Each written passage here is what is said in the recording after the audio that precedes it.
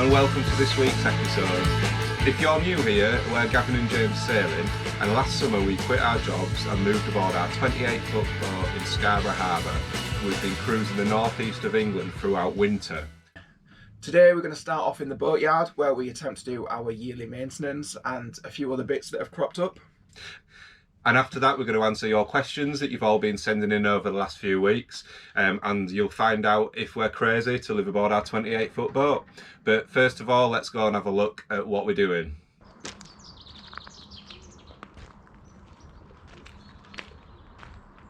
So it's the first day of boat work today. We're in the yard and we're ready to crack on. So we're just going to give you a walk around the boat and show you exactly what we're going to be doing. So we've already been jet washed by the yard, which is really good. So one less job all you have to do. You need to tidy up underneath first of all. So there's areas where the straps were here. We need to just get them cleaned off, and we've got a scraper to get any stubborn barnacles off. That's going to be mainly on the keel. Then we need to give this a good sand down. There's bits that's come off, and then we're going to give it a good anti-foul. And we're not keeping the red underneath.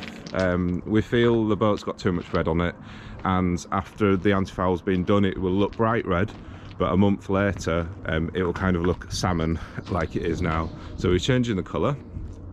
And another job that we're set to do, but I'm actually not quite sure whether we need to do it now, is the anode here on the sail drive. We assumed would need replacing, so we've got a new one. But there's still quite a lot left on that one, so yeah, we'll see about that later. So that proper anode is not fine at all. We know that now. It's just been quite a learning experience for both of us, as this is the first time we've hauled out and actually done things like this before. But it turned out to be an absolute nightmare, did that prop, which we'll cover a little bit more in the video.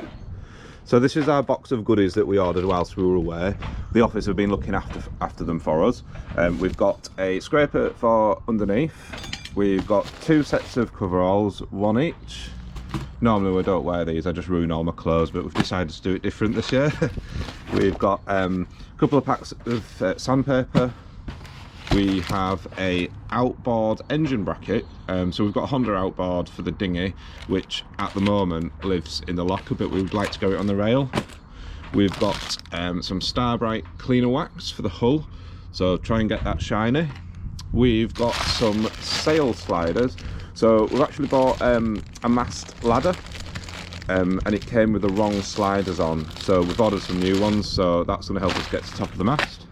We've got 2 packs of rollers and trays, sanding blocks. This is the anode to go on the sail drive. And we've got a couple of masks, masking paper, masking tape even, brushes, and finally the anti-foul. We've gone for the posh one, so it's International Micron 350. It's supposed to last up to 2 years, but we'll see about that. So yeah, we've got everything we need, so we're going to crack on.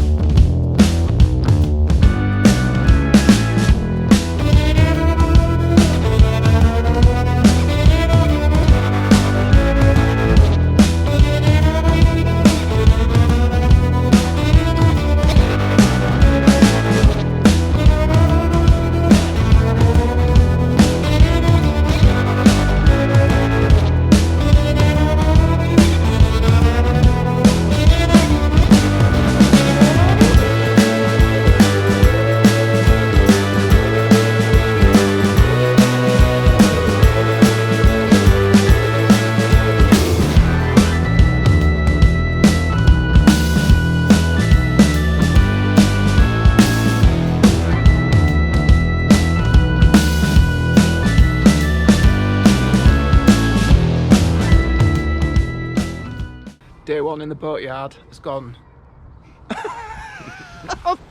Day 1 in the Boatyard, let's just say it's been eventful. It's gone okay-ish. But we've got rid of the salmon red. The salmon red's gone. So we've managed to get the anti-foul done today with prepped the bottom. We haven't like chipped all the old anti-foul off because that's quite a big job and we just don't have time to do that this time. We'll probably do that next time, or if we're in Boatyard for longer. But we've given it a really good sand down and used the scraper as well, and we've put the new anti-foul on, and we've given it 2 coats. Come round the back. I was talking about the anode earlier. Well, we're having problems with that. It should be such a simple job, but of course it isn't. So this is the old anode that's on. So there is actually a little bit of life left in that. That's the new one, but it's not actually attached to the sail drive anymore. But we tried to get the prop off, and of course we couldn't. So we managed to get the cone off, but the prop just would not budge at all. So there was a guy working on one of the other boats that came to give us a hand, and he had a prop puller, and there's just no look, it just would not budge. And what we've realised is the propeller's actually collapsed inside, and it's seized onto the shaft. So I think the only way that we're going to get it off is to actually cut it off.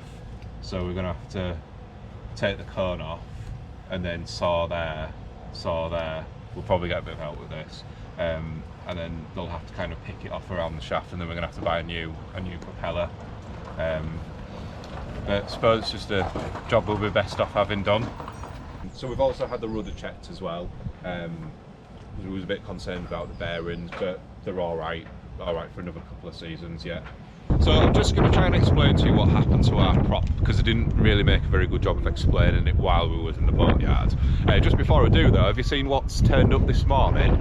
I was lying in bed and I heard this noise and I was like, what's that? And I looked outside, it's huge. It's the Belette, which is a Fred Olsen cruise line, and it's going exploring the Northern Lights.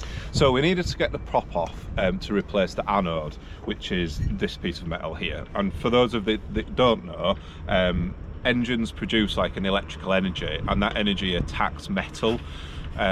So if we didn't have an anode, it would start attacking the shaft of the prop or other parts of the engine, which we don't want.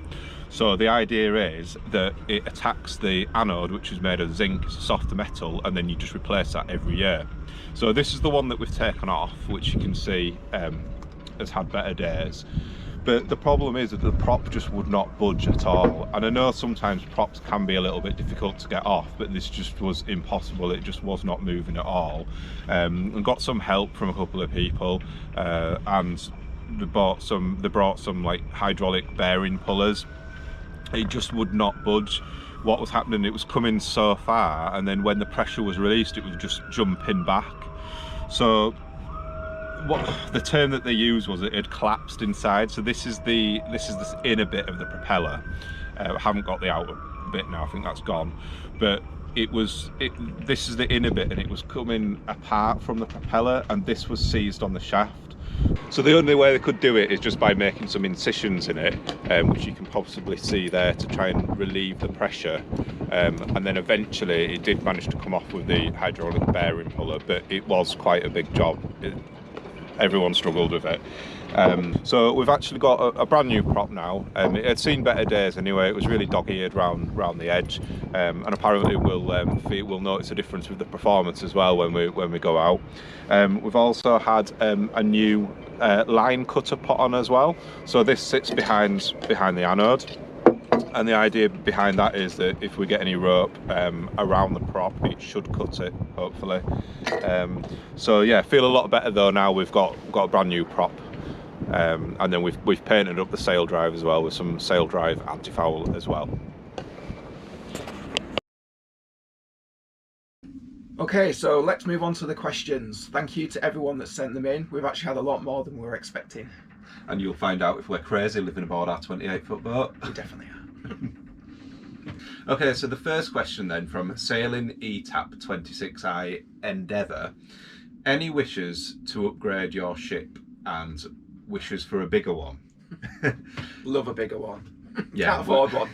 Yeah. Not just at the moment. We're quite happy with Takazar.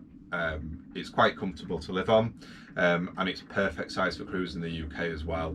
If we got a bigger boat, the marinas would just be more expensive, but there'd also be quite a lot of marinas that we wouldn't be able to get into either. So maybe in the future, but at the moment we're sticking with Takazar. Yeah, we both feel that it's probably the right balance for us at the moment. Just the right size to sort of get where we need to be, but also comfy enough to be living on. Next one is Deborah Jane. Where are you heading next, and how long is your trip planned for? Indefinitely. That's the goal anyway. Just keep it going as long as possible. Yes, and we're heading north. So we're wanting to explore a little bit of Northumberland on our way up to Scotland. We're trying not to over plan because I think it's just important that we do what we want when we want. You can almost focus too much on where you want to end up, and you sort of miss the journey. So yeah, we've learned that we're just going to take it step by step and just sort of enjoy it on the way. The places, the next places, there's Holy Island, there's Blythe, Amble, and then there's Eyemouth, which is the nearest. That's the first Scottish town. So that's where we're kind of going to be going just to start off with, and then once we get to Scotland, we'll see. Kelly Edwards, do you guys miss home at all? Yes and no. We miss our friends and family massively, but I don't think we'd say we miss our old lives. I think we both. I don't know. I think we both definitely needed a change. Yeah, we needed to do something, and I think this is definitely taking us out of our comfort zone, and it's definitely challenging us as well, which is what we needed. Michael Beaumont, how did you get into sailing, and who got the sailing bug first? Definitely not me. That was me. So I've always been interested in boats, and I moved to Scarborough in 2005 with uni, and I bought a speedboat, and it was an absolute disaster. I had it for a season, and then I sold it, and I never really did anything with sailing for the next sort of 8 years. And then there was just a sign that came up around the harbour saying about day skipper courses at the yacht club, and I just decided to put my name down. And I did my day skipper course. I really enjoyed it, and through that I got put in touch with one of the skippers, Kev Chat, who did racing actually on this boat. So I started going racing with Kev and the crew, and I learnt to sail on this very boat as a crew member. And then we bought our first boat, Pandemonium, and that's where Gav started learning to sail. I dipped my toe in very gently. And a couple of years later, we've actually bought Takazar now. We've stopped racing, and now we're cruising instead. But Liam, so that's my brother. What kind of maintenance does the boat need, and how often? Too much. Constantly. Yeah, there's always something that needs fixing. So I think every year we will haul out, and the anti-foul will need doing every year. The engine will need servicing every year, but then there'll be other things that we will do as well that we'll have to plan in. So this year when we've hauled out, as you've seen, we've done some work to our prop. I had a new prop. Next year it will be something else, but yeah, it's just ongoing really when you've got a boat. Yeah, you just got to learn to take it as it comes and just sort of deal with it. Keith Milley, what's the longest non-stop passage you've taken or plan to take, just the two of you? So 7 hours is the longest so far. We are going to be trying to do longer passages this year. The problem last year was that we were sailing through winter on the east coast of England, which is not pleasant. No, it's definitely not, and anything can happen. The weather can just change at a moment's notice. So yeah, and we're not doing that again. No. So we're hoping it's going to be nice weather when we actually leave here. So we will probably do longer passages. Louise Sheldrick, have you got room for another person? Asking for a friend. Well, Louise, yes, we do actually have a few vacancies at the moment. We've got a head of housekeeping, we've got a galley maid, or we've got a mechanic. So just take your pick and let us know. Angela Robinson, how do you support yourself now you're both not working? That's quite a good question, because we originally planned to just do this for a year, and we've decided that we want to keep going as long as possible. So we budgeted to sort of have enough money in our bank just to see us through for a year, with the expense of the engine and some of the other things that we've had to pay for that we weren't expecting. That's obviously made quite a big dent in that. But what we're looking at now is how we can sustain ourselves going forward. So yeah, we're just looking at that at the moment, and hopefully in the next few weeks we'll have some more plans in place. So this one's from Liam Fraves from Sailing Sereda. Money, no object. What one upgrade stroke addition would you add to Takazar that would significantly improve life on board? P.S. Getting rid of James doesn't count. There's definitely been days where I would happily get a new captain. I think for me, I would just love to have more solar power to be more self-sufficient. So yeah, I'd love to have like a solar arch and all that put on, but obviously it's just cost, and with the boat only being a little boat, it's where it goes and things like that. So we're just going to make do with our portable one for now, and then we'll see how we get on with that first. David Alexander Watts, could you talk a bit about passage planning and how you follow course at sea? So do you have a chart plotter, tablet, or use paper charts? So that's a really good question. We're definitely down the digital route with passage planning. We do have paper charts on board, but because we do coastal sailing, we don't really use them. We do have a chart plotter, and we've got a tablet as well, which we've got loads of apps on there. So we use Navionics, and then we've got wind apps, weather apps, tide apps, and so on.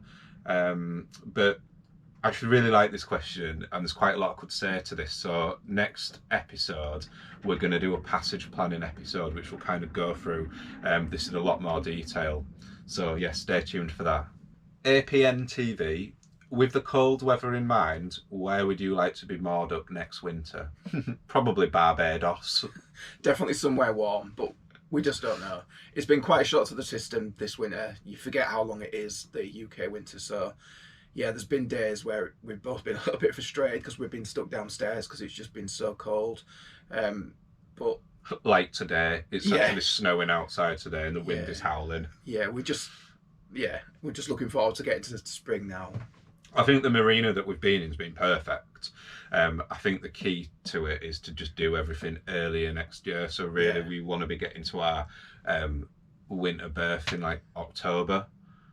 Yeah, I think the problem was we didn't get to our winter berth until December this year because we were so late setting off with the engine issues and things. I think most people would be planning to be settled in the winter berth by October, which is definitely what we will do this coming year. Yeah, when we left Whitby to start out on our journey, people were actually going the opposite way, heading to their winter berths, which was a little bit depressing. Alex goes sailing. Does size really matter? What do you wish you had but don't at the moment?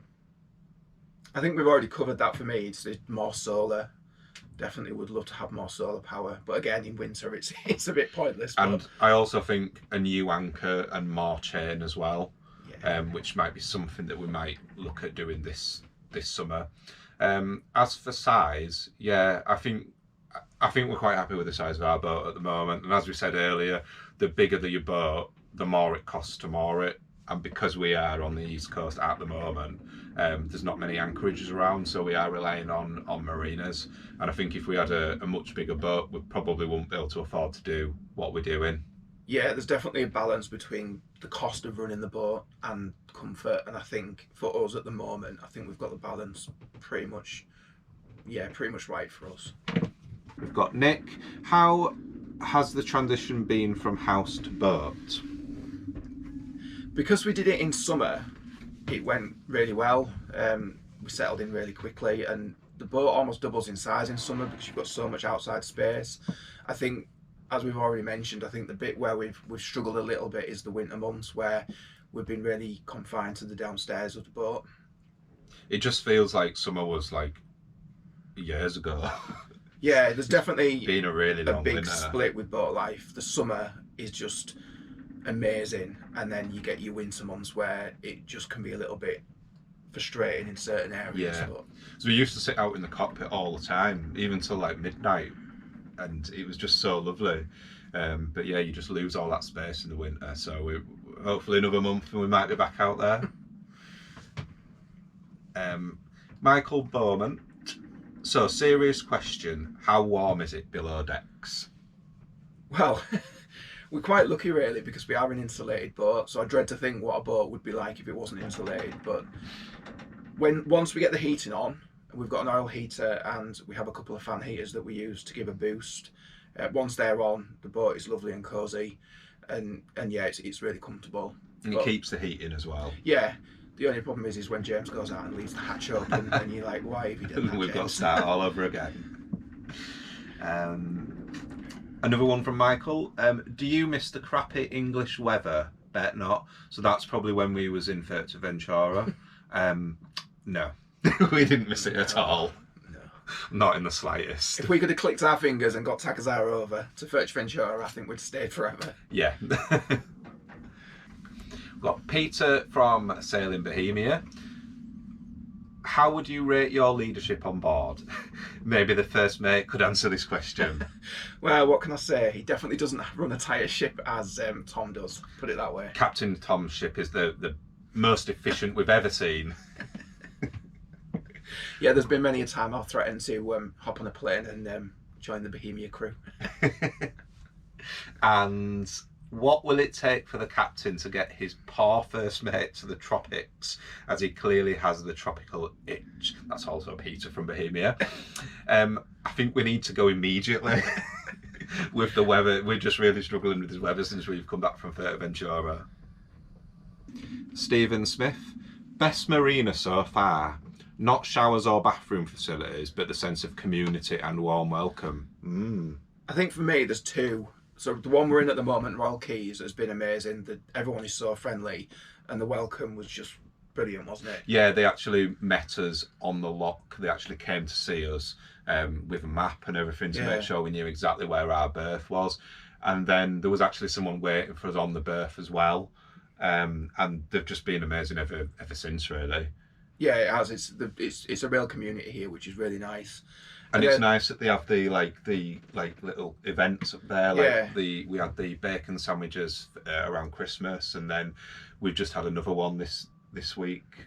Yeah, they do quite a lot of charity things, and it's just nice to have a bit of a community around at the marina. So yeah, it's good.